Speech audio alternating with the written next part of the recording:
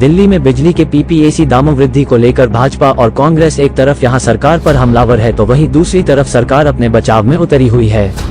लेकिन इसी बीच दिल्ली में एक राजनीतिक पार्टी जिसका नाम आपकी अपनी पार्टी पीपल्स है, पार्टी के राष्ट्रीय अध्यक्ष रामवीर चौहान से टोटल खबरें के वरिष्ठ संवाददाता राजेश खन्ना के साथ विशेष बातचीत के दौरान जब बिजली के पीपीएसी दामों में वृद्धि को लेकर अपनी प्रतिक्रिया देते हुए कहा कि उनकी पार्टी ने वर्ष 2020 में विधानसभा सत्र के दौरान विरोध प्रदर्शन कर अपना पक्ष रखा और दिल्ली विधानसभा अध्यक्ष को एक ज्ञापन सौंपा गया था, जिसमें आपकी अपनी पार्टी पीपल्स ने मांग करी थी मुफ्त की दिल्ली में जितनी भी योजनाएं हैं उस पर सरकार कानून बना दिया जाए ताकि भविष्य में ना दाम बढ़ाए जा सके ना ही इसमें कुछ बदलाव किया जा सके।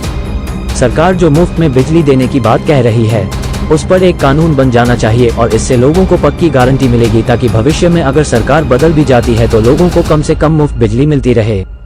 आइए देखते हैं हमारे वरिष्ठ संवाददाता से बातचीत के दौरान आप पीपल्स पार्टी के अध्यक्ष रामवीर चौहान ने क्या कहा, देखें इस रिपोर्ट।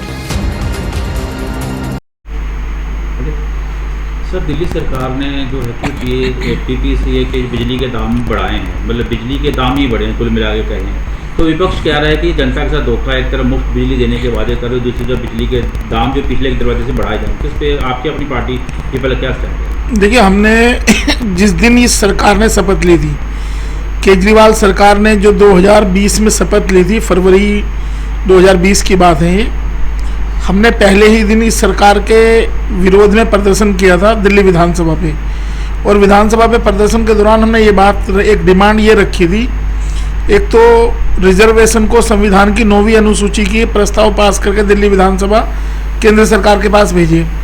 दूसरा हमारा ये था कि ये जो फ्री की योजनाएं हैं, फ्री की योजनाओं को कानूनी जामा पहना दिया जाए ताकि भविष्य में इनको रिकॉल ना किया जा सके, इनको बढ़ाया ना जा सके।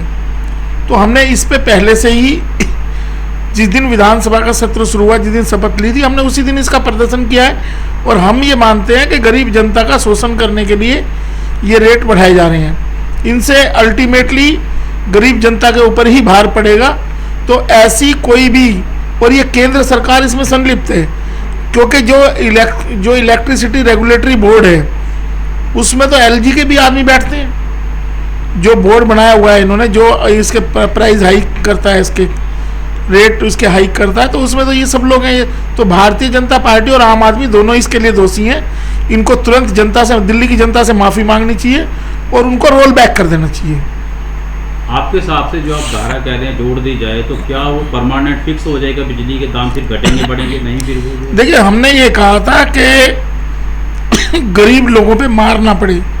अगर 200 यूनिट की इन्होंने कहा कि 200 यूनिट फ्री देंगे, तो एक ऐसा पैरामीटर, जब इनका कोई सर्टेन है ना प्रॉपर गाइडलाइंस बनाई जाए, उन गाइडलाइंस के मुताबिक जिन लोगों को दिल्ली में फ्री बिजली देनी है उनका एक क्लियर कट क्राइटेरिया हो जाएगा, भाई ये लोग हैं, इतनी संख्या है, इनको बिजली दी जाएगी फ्री में।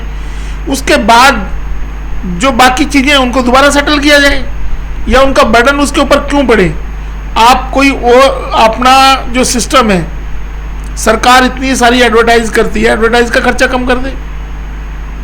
सरकार एडवर्टाइज का खर्चा करते, जो फालतू में ट्रांसपोर्ट का जो बर्डन है सरकार के ऊपर उसको कम कर दे। लोगों को सुविधाएं देनी है तो इस तरीके से दे सकती है सरकार, कटौती करके। बुराड़ी में बड़ी समस्या है कि बिजली का यहाँ मीटर नहीं लोगों लग पा रहे हैं, यहाँ जन सुनवाई रखी गई वो भी सारा फेल हो गया।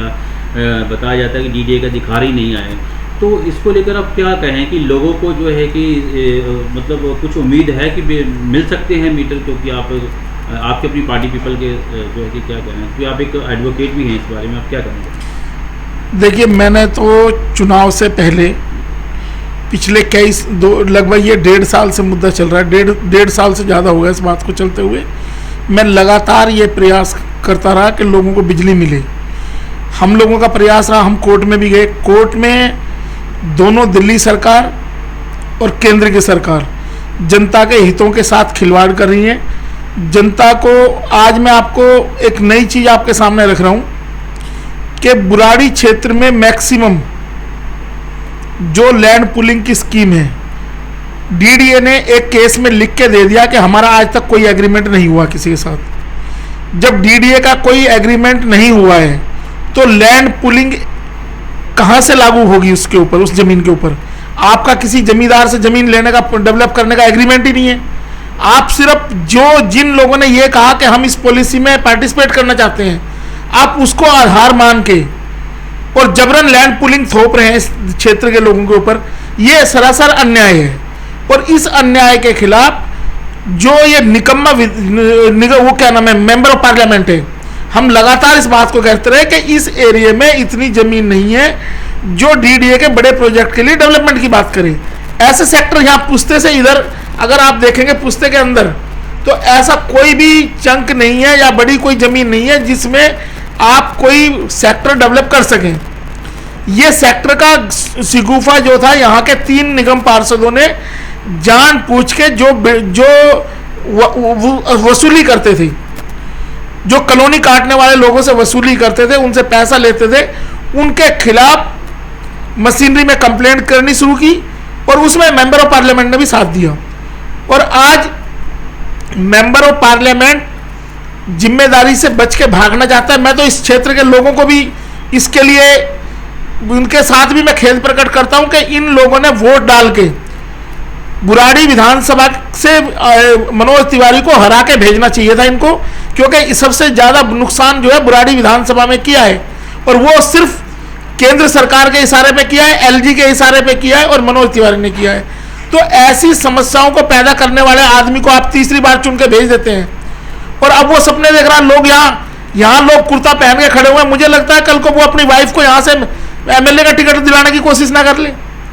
और इनके सब ये जो लोग लगे हुए हैं ये बीजेपी के, इनके कुर्ते सबके खुटियों पे टंग जाएंगे अब ये, क्योंकि यहाँ इनको टिकट मिलने वाला है नहीं। इन्हें जन संघर्ष के लिए जनता के साथ उतरना चाहिए, जनता के साथ संघर्ष करना चाहिए। इनको संघर्ष ये कर नहीं रहे हैं, सोचते हैं कि हम सत्ता में बैठे हैं तो सब कुछ हमारे अनुसार चलेगा, ऐसा नहीं है। और देश में बदलाव का दौर चल रहा है इस टाइम। आप देख रहे हैं लोकसभा के चुनाव ने इस देश को, इस देश के गूंगे बहरे लोगों को, इस देश के डरे हुए लोगों को एक जबान और एक हिम्मत दी है। लोकसभा चुनाव का परिणाम जो था वो इस देश की बुलंद आवाज और संविधान की जो स्पिरिट है वो उभर के आई है। अब ये जो गलत काम करना चाह रहे थे, अब उनका हिसाब जनता इनसे लेगी और इनको सत्ता से बाहर करेगी।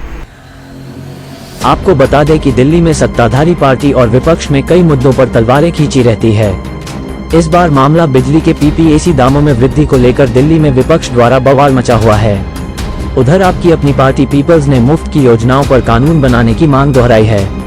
टोटल खबरें दिल्ली से राजेश खन्ना की विशेष रिपोर्ट।